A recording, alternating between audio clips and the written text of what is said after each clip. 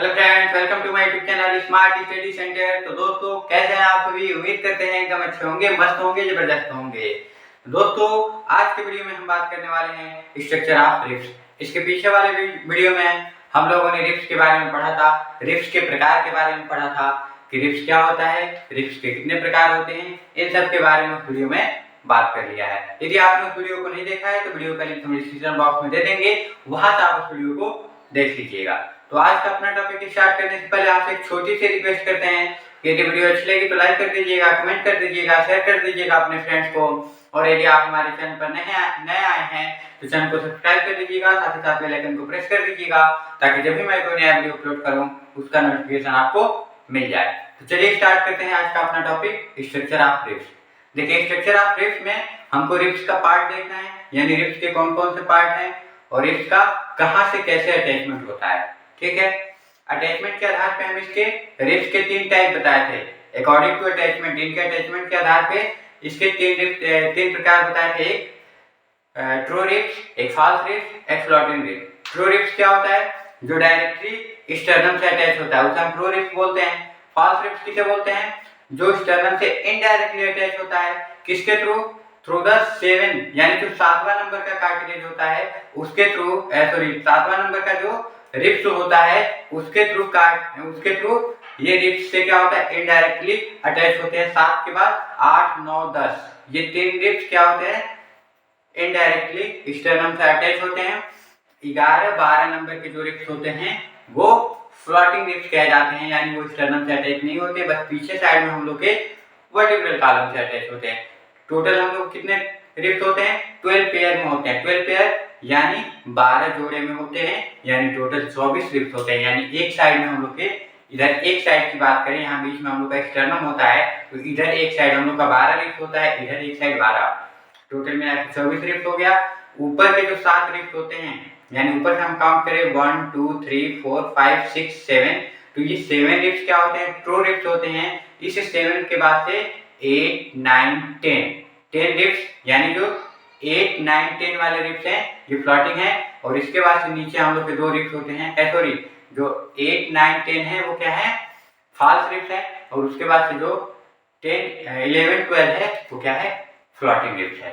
ठीक है, तो इस देखिए जो भी रिप्स है सबका स्ट्रक्चर एक जैसा है। ठीक है, तो इसी रिप्स का स्ट्रक्चर देखते हैं। ये रिप्स का फिगर है।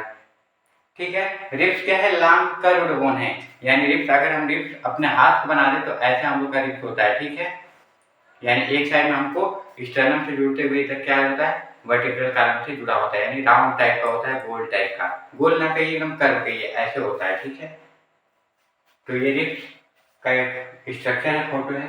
ठीक है, ऐसा रिप्स होता है हम लोग का, इधर से आपका और इधर से अटैच होता है। ठीक है, अब इसका अटैचमेंट कैसे होता है वो भी देखेंगे।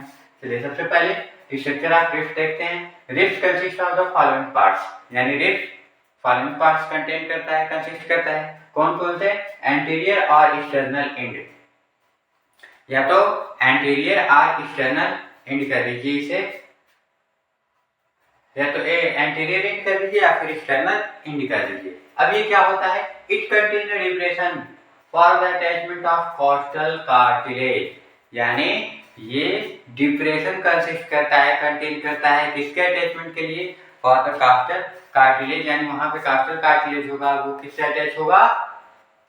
स्टर्नम से अटैच होगा। किससे अटैच होगा? स्टर्नम से अटैच होगा। ठीक है, यानी एंटीरियर एंड जो इसका है या फिर एक्सटर्नल एंड जो है वो किससे अटैच होता है? स्टर्नम से अटैच होता है। किससे अटैच होता है?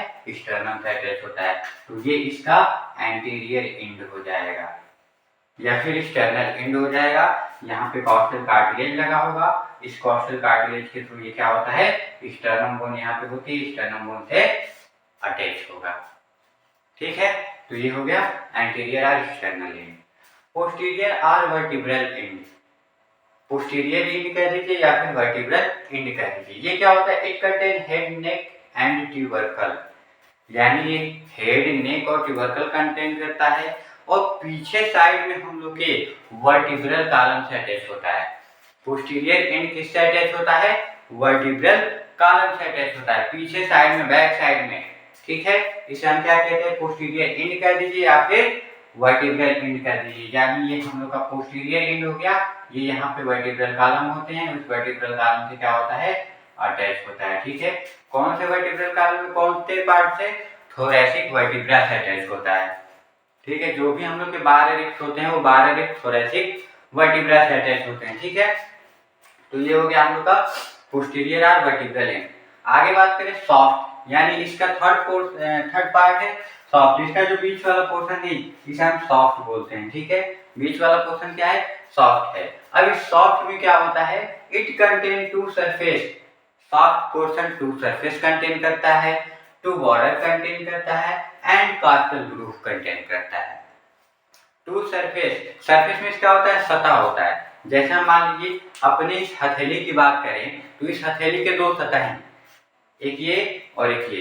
तो कोई देखिए ऐसा है तो इसे हम कह देंगे एंटीरियर सरफेस है, और ये पीछे की साइड है तो इसे हम कह दें पोस्टीरियर सरफेस है। अगर ऐसे है तो इसे हम कह दें सुपीरियर सरफेस है, इसे हम कह दें इंफीरियर सरफेस है। ठीक है, तो दो सरफेस है इसके। सेम एज हम लोग के रिब्स के भी दो सरफेस होते हैं। कौन कौन से, एक आउटर सरफेस और एक इनर सरफेस। आउटर सरफेस, एक इनर सरफेस, यानी इसको, यानी ये रिब्स हम लोग का ऐसे है, इसको इसने क्या कहा है, यानी जो बाहर वाला है इसे आउटर सरफेस कर दिया है और जो अंदर वाला है इसे इनर सरफेस कर दिया है। ठीक है, तो आउटर सरफेस और इनर सरफेस हो गया। अब हम बात करते हैं टू बॉर्डर, यानी इसके दो बॉर्डर भी हैं। जैसे मान लीजिए ये हम लोग का रिब्स है तो इसके दो बॉर्डर हैं, ये सरफेस हो गया। ठीक है, तो इसके दो बॉर्डर है, एक ये बॉर्डर हो गया ऊपर का और एक ये बॉर्डर हो गया नीचे का। तो दो बॉर्डर हुए इसके, और तो कोई इधर से बॉर्डर है नहीं, तो दो बॉर्डर हुए इसके, upper border lower border, upper border lower border, दो बॉर्डर हो गए। ठीक है, तो ये दो बॉर्डर भी हो गए इसके। एंड कॉस्टल ग्रूव, और साथ में बीच में इसके कॉस्टल ग्रूव होता है, यहाँ पे कॉस्टल ग्रूव होता है। कॉस्टल ग्रूव कहाँ प्रेजेंट होता है, तो देखिए costal groove it present in the inner surface, यानी इसके इनर सरफेस, ये अंदर वाले सरफेस में कॉस्टल ग्रूव प्रेजेंट होता है। ठीक है, it contain intercostal vessels and nerve, यानी ये कॉस्टल ग्रूव में क्या होती है, कॉस्टल नर्व कह लीजिए और कॉस्टल इंटरकॉस्टल वेसल्स कह लीजिए, ये उस इंटरकॉस्टल ग्रूव में क्या होती हैं, प्रेजेंट होती हैं, यानी उसमें ब्लड वेसल्स और नर्व क्या होती हैं, प्रेजेंट होती हैं। किससे संबंधित, रिब्स से संबंधित। ठीक है, तो ये है हम लोग का रिब्स का स्ट्रक्चर, इसके अंदर ये है हम लोग का कॉस्टल ग्रूव, इसी में प्रेजेंट होती है हम लोग की इंटरकॉस्टल वेसल्स और नर्व, जो रिब्स से क्या होती हैं, संबंधित होती हैं। ठीक, तो ये रहा हम लोग का रिब्स का स्ट्रक्चर और कुछ इसके पार्ट्स। ठीक है, उम्मीद करते हैं आपको जो भी यहाँ पे हम बताए हैं वो आपको एकदम अच्छे से समझ में आ गया होगा। यदि आपको कुछ नहीं समझ में आता है तो कमेंट बॉक्स में मुझसे कमेंट करिए कि हाँ हमको ये चीज़ नहीं समझ में आया है, या फिर आपको किसी और सब्जेक्ट पे, किसी और टॉपिक पे वीडियो चाहिए तो भी कमेंट बॉक्स में कमेंट करिए कि हाँ इस सब्जेक्ट पे, इस टॉपिक पे वीडियो चाहिए, उस पर भी वीडियो हम बनाएंगे। ठीक है, तो आज के वीडियो में बस इतना ही रहेगा। उम्मीद करते हैं वीडियो अच्छी लगी होगी। वीडियो अच्छी लगी है तो लाइक कर दीजिएगा, कमेंट कर दीजिएगा, शेयर कर दीजिएगा अपने फ्रेंड्स को, और यदि आप हमारे चैनल पर नए आए हैं तो चैनल को सब्सक्राइब कर लीजिएगा, साथ ही साथ बेल आइकन को प्रेस कर दीजिएगा ताकि जब भी मैं कोई नया वीडियो अपलोड करूँ उसका नोटिफिकेशन आपको मिल जाए। तो मिलता है नेक्स्ट वीडियो में नेक्स्ट टॉपिक के साथ, तब तक आपका दिन शुभ और मंगलमय हो। धन्यवाद।